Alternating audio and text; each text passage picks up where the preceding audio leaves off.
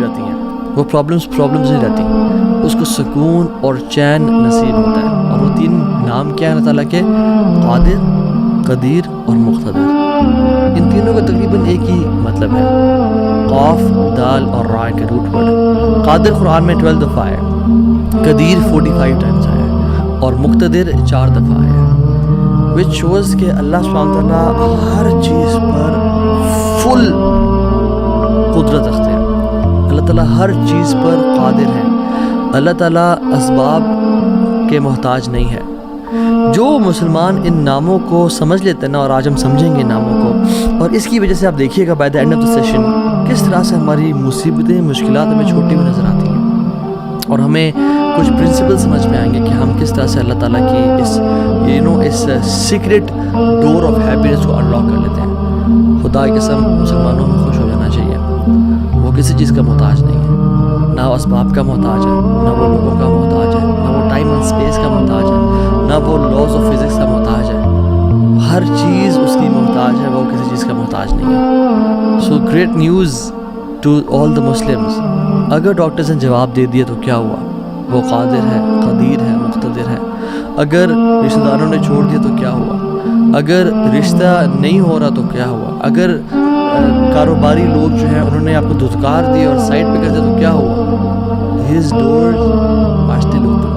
وہ مسبب الاسباب ہے. اللہ رب العالمین وہی ہیں جو یوسف کے دور میں تھے، جو ابراہیم کے دور میں تھے، جو موسیٰ کے دور میں تھے، جو عیسیٰ علیہ السلام کے دور میں تھے. اللہ رب العالمین وہی ہیں اور وہ ہر چیز کو بدل سکتے ہیں، وہ ہر بند دروازہ کھول سکتے ہیں.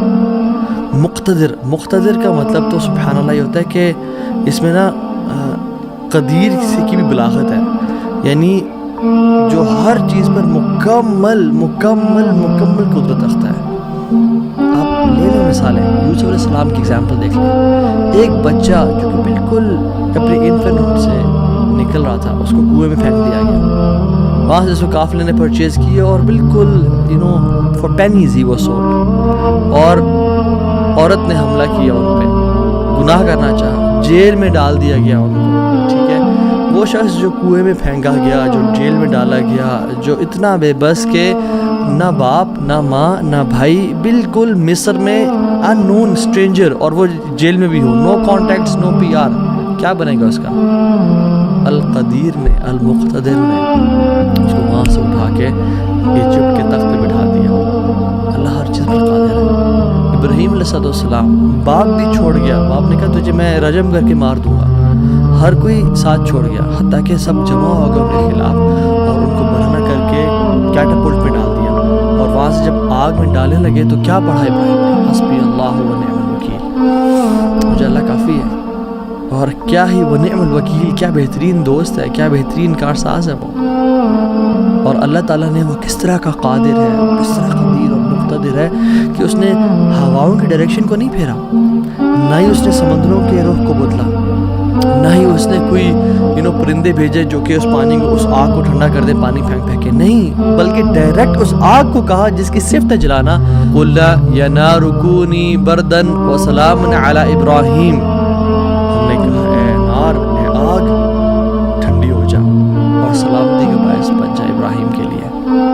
کچھ روایات میں تو یہ بھی آتا ہے کہ ان کی صحت کے کچھ ارچہ کلام ہے کہ ابراہیم علیہ السلام سے پوچھا گیا کہ سب سے بہترین مومنٹس آپ کی زندگی میں کون سے تھے؟ تو ابراہیم علیہ السلام نے کہا کہ جب میں آگ میں تھا کہ اللہ تعالیٰ نے اس کو حکم دیا تھا کہ ٹھنڈی ہو جا، اور اتنی ٹھنڈی نہ ہونا کہ ابراہیم کو تکلیف پہنچائے، سلامتی والی بن جانا.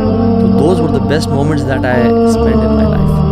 اور وہ کس طرح سے ٹھنڈی ہوئی کہ صرف ابراہیم کے لیے ٹھنڈی ہوئی، لیکن جو رسیاں ابراہیم علیہ السلام کے ہاتھ پہ بندھی ہوئی تھی ان کے لیے ٹھنڈی نہیں ہوئی. اس رسیوں کو جلا دیا مگر ابراہیم علیہ السلام کے بال تک کو بھی نہیں جلایا. اور جب ابراہیم اس آگ سے نکلے تو ان کا جو باپ تھا آزر، وہ دیکھ رہا تھا اور کہتا ہے نعم ربک یا ابراہیم، کیا رب ہے تیرا ابراہیم. یعنی ایک کافر کو، ایک مشرک کو تو یقین آ گیا کہ کیا رب ہے ابراہیم کا. ہم نے 50-60 سال زندگی گزار لی لائف کے، کچھ نے مجھے تو 20-30 سال گزارے زندگی کے. ہمیں ابھی تک رب کی قدرت پہ یقین نہیں آیا، ہمیں ابھی تک آنیسٹلی اللہ تعالیٰ کے مکمل قادر ہونے پہ یقین نہیں آیا. تیسرے پارے میں ایک شخص کا ذکر آتا ہے قرآن میں کہ ایک شخص گزر رہا تھا اور ایک قریہ سے، ایک بستی سے گزرا، ویلیج تھا اور وہ بالکل یعنی آپ سمجھ لیں رونز تھا، وہ بالکل کھنڈرات بن چکا تھا. تو ان کے ذہن میں ایسے ہی خیال آیا who will raise them up، کون کھڑا کرے گا انہیں دوبارہ. ابن کثیر اور باقی لکھتے ہیں کہ وہ عزیر علیہ السلام تھے. خیر نیورتھلیس اللہ تعالیٰ نے ان کو موت دے دی، اور موت دینے کے بعد جب اٹھایا تو کہا کہ کتنا عرصہ تم پڑے رہے ہو اس جگہ پہ. تو کہا کہ دن کا کچھ حصہ. اللہ تعالیٰ نے کہا کہ تم 100 سال مردہ رہے ہو یہاں پہ. اور ان کا جو حمار تھا، جو گدھا تھا، وہ پیرش ہو گیا. اس کو یعنی کھا کے کیڑے مکوڑے، مٹی نے اس کو ڈیکمپوز کر دیا. لیکن جو ان کا کھانا تھا، اللہ اکبر کیسا قادر ہے اللہ تعالیٰ. فانظر الی طعامک و شرابک لم یتسنہ، اپنے کھانے کو دیکھو اور اپنے پینے کو دیکھو، اس کو کسی نے چھوا بھی نہیں ہے. کھانا ہم باہر سے آرڈر کرتے ہیں، کچھ کھا لیں تو فریج میں نہ رکھیں، اور ایک دن گزر جائے تو وہ باسی ہو جاتا ہے، خراب ہو جاتا ہے. ایک دن کھانا برداشت نہیں کر سکتا، لیکن 100 years گزر گئے، کھانے کو کسی نے چھوا بھی نہیں. اور جو حمار تھا، جو گدھا تھا ان کا، وہ بالکل پیرش کر گیا اور ڈیکمپوز ہو گیا. اور عزیر علیہ السلام کے نظروں کے سامنے اللہ نے اس کو دوبارہ کھڑا کر دیا. کیا کہتے ہیں سب دیکھ کے، اللہ کی قدرت کے مناظر دیکھ کے، جب اللہ کی کامل قدرت دیکھی اور اتھارٹی اوور تھنگس دیکھی تو کیا کہا؟ قلنا اعلم ان اللہ علی کل شیء قدیر. قال اعلم ان اللہ علی کل شیء قدیر، میں جان گیا ہوں کہ اللہ تعالیٰ ہر چیز پر قادر ہے. واللہ العظیم میرے بھائی اور بہنوں، اس سینٹنس میں نا بڑا مزہ ہے، بڑی لذت ہے، بڑا نشہ ہے. اگر انسان جان لینا کہ میرا رب ہر چیز پر قادر ہے تو خدا کی قسم ہماری پریشانیاں، ٹینشنز، انزائٹی سب ختم ہو جائے گی. تو آپ نے گھبرانا نہیں ہے انشاءاللہ، ٹھیک ہے. اگر ایک چیز زندگی میں آپ کی ہے جو اس لیسن کا جو ہے نا، آج کے سبق کا، جو آج کے جو اس پوڈ کاسٹ شو کہہ لیں اس کو آپ، اس کا جو کرکس ہے وہ یہ ہے، اگر آپ اللہ والے بن جائیں تو اللہ اپنے بندوں کا امتحان تو لیتا ہے مگر اسے کبھی ضائع نہیں کرتا. اللہ اکبر. اس کو لکھ لیں اپنے ذہن پہ اور ساری زندگی اس کو پکڑ کے رکھیں. اگر آپ اللہ والے بن جائیں تو اللہ سبحانہ و تعالیٰ اپنے بندوں کا امتحان تو لیتا ہے کہ میرا بندہ سچا ہے یا نہیں، میرا ہے یا نہیں، لیکن خدا کی قسم کبھی ضائع نہیں کرتا. شرط یہ ہے کہ آپ اللہ والے بن جائیں اور نیت صاف ہونی چاہیے. تو میں آپ سے نا آج 3 بیسک پرنسپلز کی بات کروں گا کہ آپ نے اپنی لائف میں کرنا کیا ہے. پہلی چیز، نیت صاف کرنی ہے. اگر آپ اللہ والے بن جائیں اور اپنی نیت آپ صاف کر لیں، اللہ تعالیٰ آپ کو کبھی ضائع نہیں کرے گا. صحیح بخاری کی حدیث ہے، بنی اسرائیل کا واقعہ ہے، اوتھینٹک صحیح بخاری کی حدیث ہے. ایک شخص، اس کو 1000 دینار چاہیے تھے، 1000 دینار چاہیے تھے. وہ ایک شخص کے پاس گیا اپنے جاننے والے کے پاس اور کہا کہ مجھے 1000 دینار چاہیے. تو اس نے کہا کہ ٹھیک ہے میں تجھے دے دوں گا، بس تو ضامن ایک لے آ جو اس کی ضمانت دے اور گواہ لے آ، میں تمہیں دے دوں گا، مجھے پرابلم نہیں ہے. وہ شخص مسکین تھا، کوئی اس کے جاننے والا نہیں تھا، لیکن اللہ والا تھا وہ. اس نے کہا دیکھ میری بات سن، میرا ضامن بھی اللہ ہے اور میرا گواہ بھی اللہ ہے. میں اللہ کو گواہ بنا کے کہہ رہا ہوں کہ میں تمہیں واپس کروں گا. اس کو اس بندے کی تقوی پہ یقین آیا اور اس نے کہا کہ چلو میں دے دیتا ہوں، یہ اللہ کو گواہ بنا رہا ہے، اتنا بڑا جھوٹا تو نہیں ہوگا. اور یہاں پہ آئی پاز میرے بھائیوں بہنوں، پاکستان کے لوگوں، انڈیا، بنگلہ دیش، جہاں سے بھی لوگ دیکھ رہے ہیں، اللہ کا نام لے کے نہ کبھی کسی کو دھوکہ نہ دو. ویسے بھی دھوکہ کسی کو نہیں دینا چاہیے، لیکن اسپیشلی اللہ کی قسم کھا کے یا اللہ کا نام لے کے کسی کو دھوکہ نہ دو. یاد رکھیں جو اللہ کا نام لے کے سچ بولتا ہے نا، اللہ تعالیٰ اس کی غیبی خزانوں سے مدد کرتا ہے. اور جو اللہ کا نام لے کے دھوکہ دیتا ہے لوگوں کو، اللہ اس کو تباہ و برباد کر دیتا ہے. تو اس شخص نے کیا کیا؟ اس نے کہا کہ میرا ضامن بھی اللہ ہے، میرا گواہ بھی اللہ ہے. تو اس نے دے دیا، اس نے کہ میں تجھے اللہ کے اس نام پہ، تجھ پہ میں ٹرسٹ کرتا ہوں. یہ شخص پیسے لے کے اس نے کاروبار کرنا تھا، یہ چلا گیا.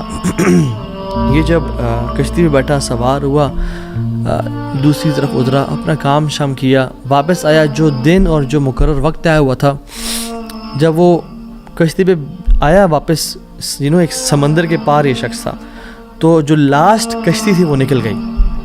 یہ سر پکڑ کے بیٹھ گیا کہ میں نے تو آج وعدہ کیا تھا اور اللہ کو ضمانت دار بنایا تھا اور گواہ بنایا تھا، اب اگر میں آج اس تک مال نہیں پہنچاتا تو وہ کیا سوچے گا میرے بارے میں، اور اس کا تو ٹرسٹ اٹھ جائے گا، یعنی کہ میں نے اللہ کے نام پہ جھوٹ بولا اسے۔ تو آخری کشتی چلی گئی تھی، اس کے بعد تو کشتی نے اس دن جانا نہیں تھا، تو اس نے کیا کیا کہ یا اللہ میں نے تجھے ضمانت دار بنایا اور تجھے میں نے گواہ بنایا، تو تیرا کام ہے اس مال کو پہنچانا۔ اس نے ایک ووڈ لاگ لیا، اس میں سوراخ کیا، اس میں 1000 دینار، سبحان اللہ، 1 دینار از اے گولڈ کوائن، اور آپ ایک گولڈ کوائن کی آج آپ ورتھ لگا لیں، ان لیکس، ان ملینز۔ اس نے کیا کیا، اس کو اس ووڈ لاگ میں ڈالا، پرچی لکھی اور اس میں ڈال کے نا بسم اللہ پڑھ کے آگے بہا دیا کہ اللہ تجھے میں نے ضمانت دار بنایا، تجھے میں نے گواہ بنایا، اب تیرا کام ہے اس کو۔ یہ شخص یہاں ویٹ کر رہا تھا اور یہ شخص اپنا مال لینے کا یہاں انتظار کرتا تھا، اور یہ شخص یہاں پہ کھڑا تھا، اس نے مال کو دے دیا۔ اور سبحان اللہ، اللہ تعالیٰ نے کیسا قادر ہے، کیسا قدیر ہے، اس نے اس ہواؤں کو رخ پھیر دیا اور وہ بندہ وہاں انتظار کر رہا تھا، اور اس کے بندے کے پاس وہ ووڈ لاگ پہنچا اور اس نے اس کو دیکھا، اس میں پرچی تھی اور پرچی نکالی، اس کو کھول کے دیکھا کہ اس کے 1000 دینار تھے۔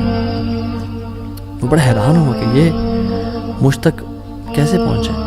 خیر، یہ جو شخص تھا جس نے بیچے تھے، یہ اگلے دن دوبارہ جو سب سے پہلی کشتی ملی اس پہ روانہ ہوا اور اس بندے کے پاس پہنچا اور 1000 دینار لے کے الگ سے کہ پتہ نہیں وہ پہنچے میں اس کو اس کا حق تو دے دوں۔ اس نے کہا کہ یہ تمہاری امانت، معذرت تھوڑی تاخیر ہو گئی مجھ سے۔ کہتے تو کل تم نے مجھے پیسے نہیں بھیجے؟ کہتے میں نے بھیجے۔